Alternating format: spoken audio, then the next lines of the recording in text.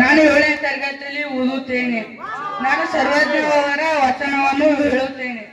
ಕೊಟ್ಟಿಗೂ ತನಗೆ ಬಚ್ಚಿತ್ತು ಪರವರಿಗೆ, ಕೊಟ್ಟಿಲು ಕೆಟ್ಟತನ ಬೇಡ, ಮುಂದಕ್ಕೆ ಕಟ್ಟು ಬುದ್ಧಿ ಸರ್ವಜ್ಞ. ವಿಠಲ್ ಕೊಳೋರ್ಗಿ. ನಾಗೇಶ್ವರ ಅವರ ಬಗ್ಗೆ ವಚನವನ್ನು ಹೇಳುತ್ತೇನೆ. ತ್ರೇತಾಯುಗದಲ್ಲಿ ಶ್ರೀ ಗುರು ಶಿಷ್ಯನಿಗೆ ಬೈದು ಬುದ್ಧಿ ಕಲಿಸಿದರೆ ಆಗಲಿ ಮಹಾಪ್ರಸಾದವೆಂದನಯ್ಯ.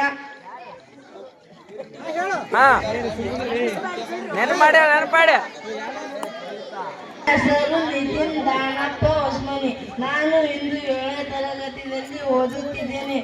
ನಾನು ದೇವರ ದಾಸಿಮಯ್ಯನ ಪಾತ್ರವನ್ನು ಮಾಡುತ್ತೇನೆ. ಅವರ ವಚನ ಹೇಳುತ್ತೇನೆ.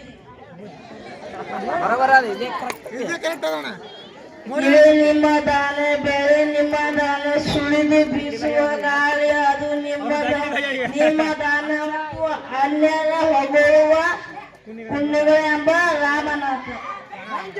ಸಂದೀಪ್ ಸದಾಶಿವ ಹೊಸ್ಮನಿ. ನಾನು 7ನೇ ತರಗತಿಯಲ್ಲಿ ಓದುತ್ತೇನೆ. ನಾನು ಬಸವಣ್ಣವರ ವಚನ ಹೇಳುತ್ತೇನೆ.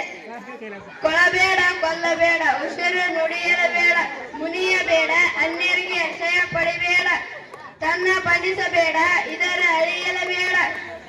ಇದೇ ಅಂತರಂಗ ಶುದ್ಧಿ, ಇದೇ ಬಹಿರಂಗ ಶುದ್ಧಿ, ಇದೇ ಕೂಡಲ ಸಂಗಮ ದೇವ ನೂಲಿಸುವ ಪರಿ.